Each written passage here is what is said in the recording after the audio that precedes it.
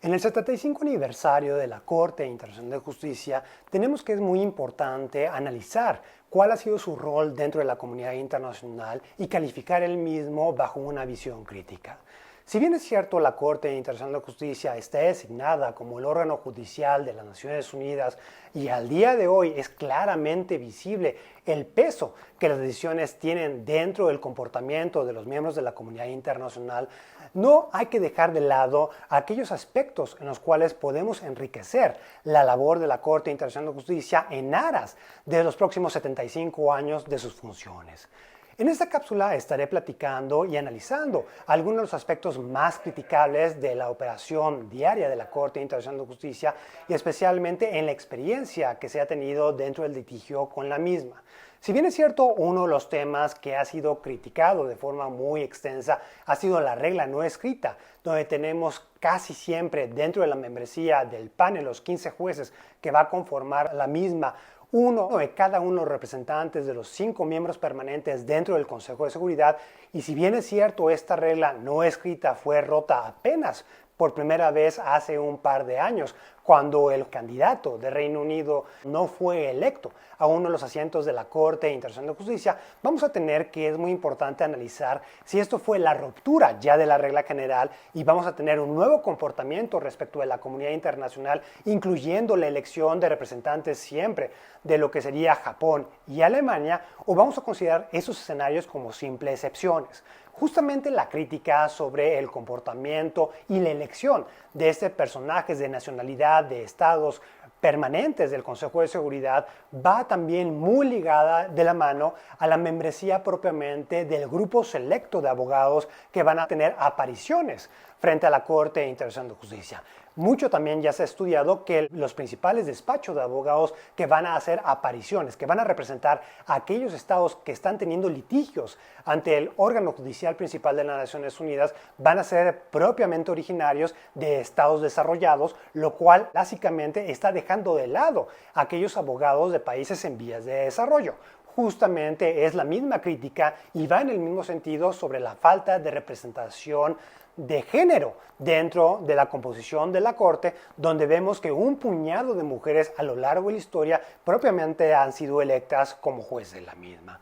Si bien es cierto, va a haber muchas críticas respecto a la Corte Internacional de Justicia, hay que hacer una clara distinción sobre cuáles críticas sí es responsable dicho tribunal internacional y cuáles otras van a ser consecuencia directa de la visión clásica que los estados tuvieron cuando crearon la misma. Y hay que reconocer y hay que recordar que la Corte Internacional de Justicia justamente retoma el mismo estatuto que fue creado por parte de la Corte Permanente de Justicia Internacional, el cual ya data de hace más de 100 años. Entonces, teniendo esto en consideración, pues vamos a ver que propiamente no ha habido una evolución para que la Corte Internacional de Justicia se adecue a las condiciones actuales, donde tenemos una carga de trabajo, una carga de casos muy amplia, y si lo contrastamos al modus operandi que tenía la Corte Internacional de Justicia después de la Segunda Guerra Mundial, donde se buscaba generar confianza hacia los Estados miembros de las Naciones Unidas para que llevaran sus disputas ante dicho tribunal, pues tenemos que hoy en día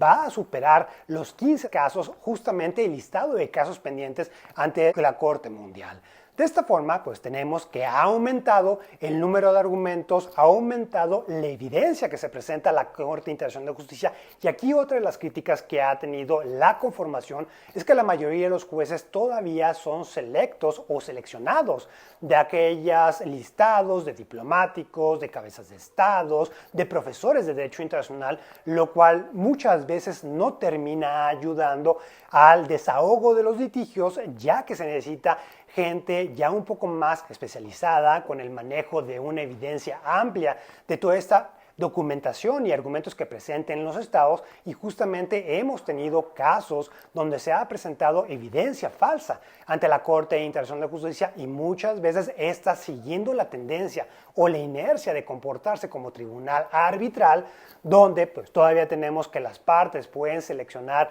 a un juez ad hoc cuando no tengamos dentro de la composición permanente un juez de la nacionalidad de una de las partes del litigio, pues tenemos también que la Corte Internacional de Justicia va a carecer de esas herramientas propiamente para investigar qué fue lo que sucedió en cada uno de los casos. Y básicamente se va a acotar a lo que las partes les digan. Y una vez de que las partes estén realizando la formulación de sus argumentos, pues difícilmente la Corte Internacional de Justicia va a tener la capacidad para realizar un análisis pormenorizado de toda la evidencia que se le presenta en el sentido de atestiguar o verificar si esta argumentación, esta documentación termina siendo cierta. Y de igual forma, en que aquellos casos que se ha evidenciado que es falso los testimonios que los estados presentan, que es falsa la documentación que se ha presentado ante los jueces, pues tenemos que hay una nula sanción y eso también va muchas veces ligado a la falta de una certificación a nivel internacional y justamente el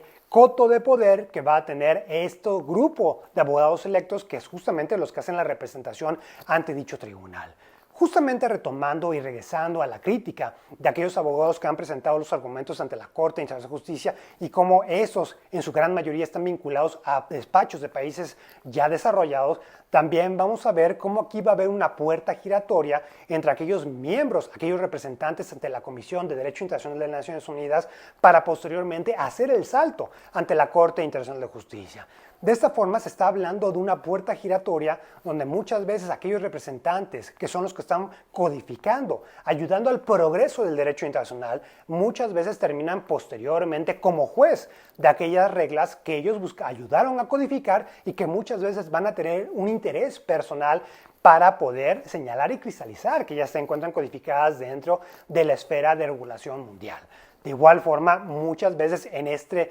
intercambio de cachuchas, tenemos que este personal muchas veces también va a servir como consejeros a los equipos legales o inclusive como los propios agentes que van a llevar los casos ante el Tribunal Internacional. De esta manera, pues se ha argumentado que justamente es un círculo muy cerrado el que litiga ante la Corte Internacional de Justicia y de ahí viene la crítica sobre qué tan internacional va a ser la Corte Internacional de Justicia y aquí es importante señalar que aun cuando tengamos una membresía en la cual representantes de diferentes regiones del mundo y las familias jurídicas están representados en la conformación permanente de dicho tribunal internacional, también es muy importante ver la influencia de ciertas familias jurídicas en la formación de los mismos jueces. En otras palabras, muchas veces vamos a tener la reiteración de la visión en particular de algunas regiones del mundo porque justamente es esa ideología que ha permeado ya al interior del Tribunal Internacional.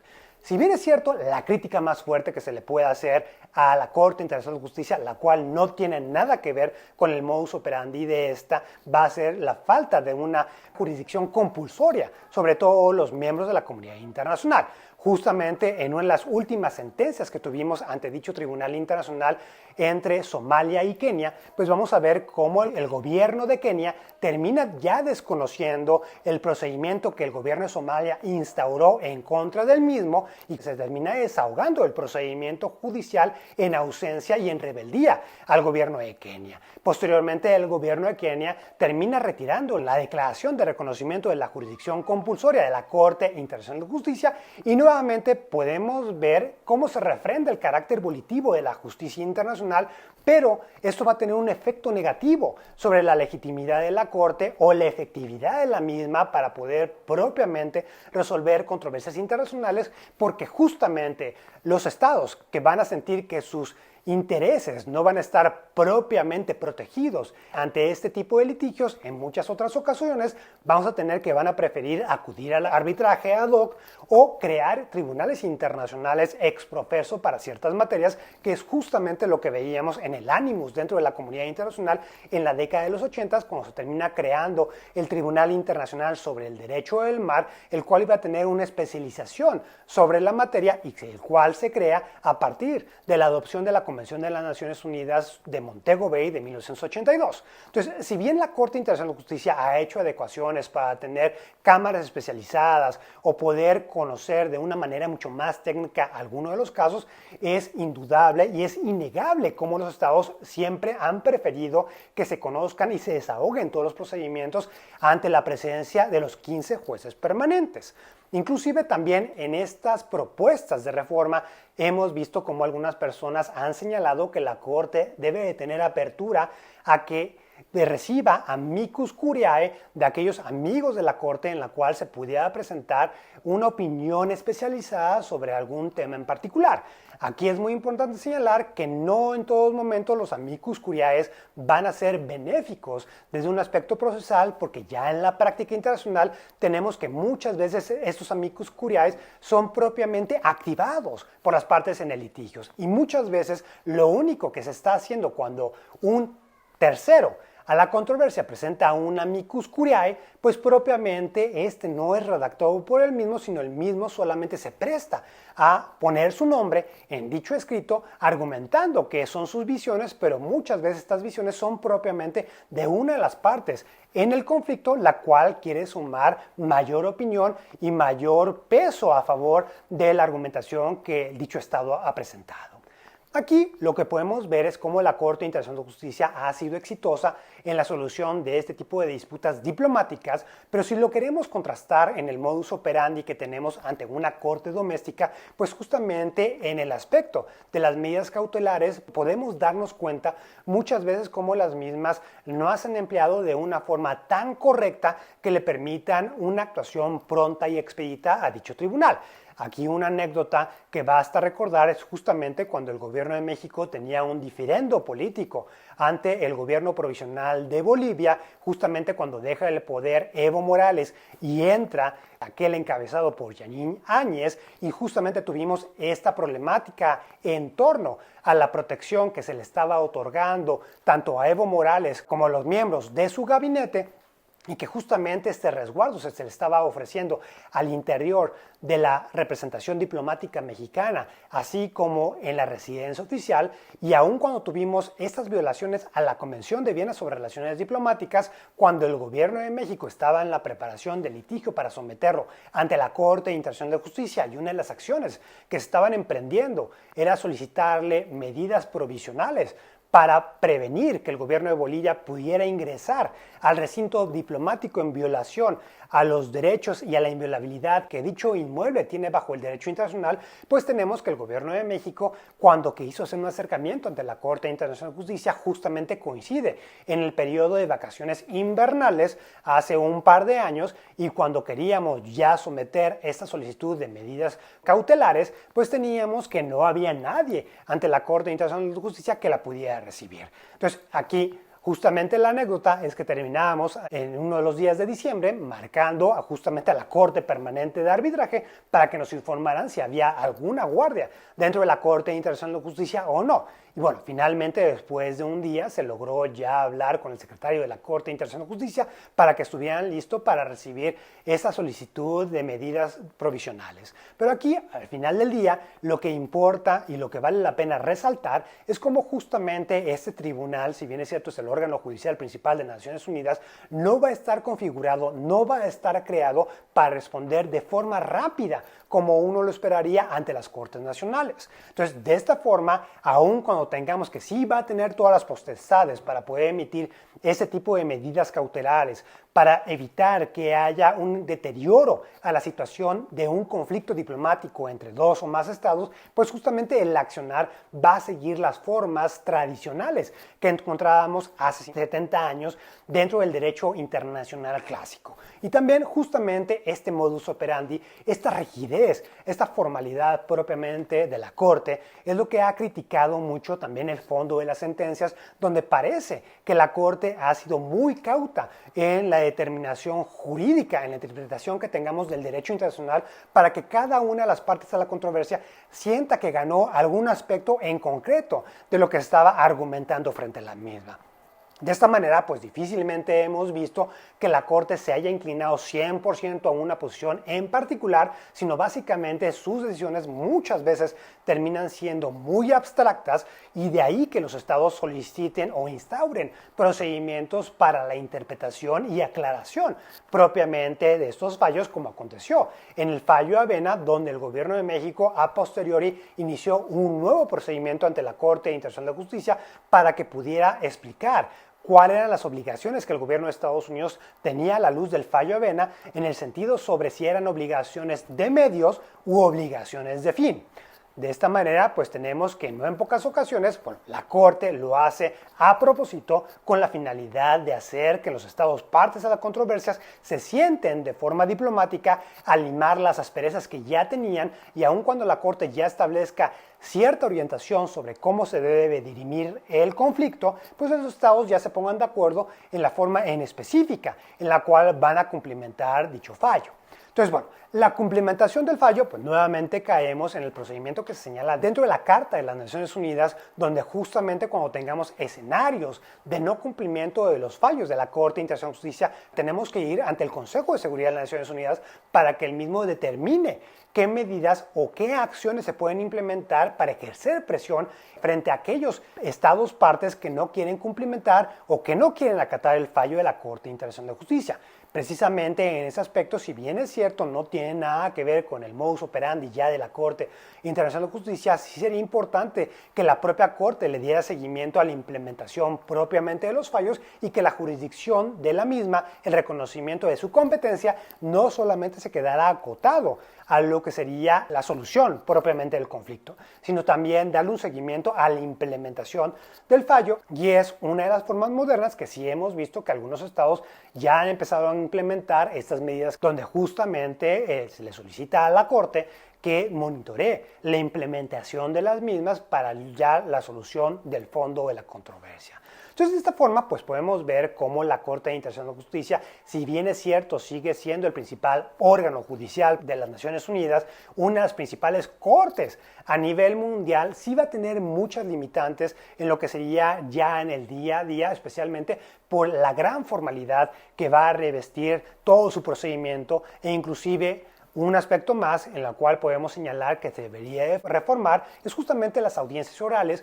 donde más allá de lo que uno pudiera creer que se está desahogando, donde pareciera que por primera vez se están formulando dichos alegatos ante dicho tribunal internacional, pues justamente nos damos cuenta que esto es meramente un montaje en el sentido de que la Corte de forma anticipada ya tiene el script completo de lo que va a decir cada uno de los abogados de cada una de las partes y difícilmente la Corte va a poder realizar este interrogatorio o esta formulación de preguntas ante los representantes de estos entes soberanos justamente por la deferencia y el respeto que se le va a tener a estos estados que son propiamente quien van a comparecer ante dicho tribunal internacional. Entonces aquí se vuelve muy importante, muy interesante ver cómo aun cuando la Corte Internacional de Justicia tiene un gran peso dentro de la esfera internacional, se le pone mucha importancia a la interpretación que tenemos dentro de sus decisiones, también es ampliamente criticado cómo ha dejado pasar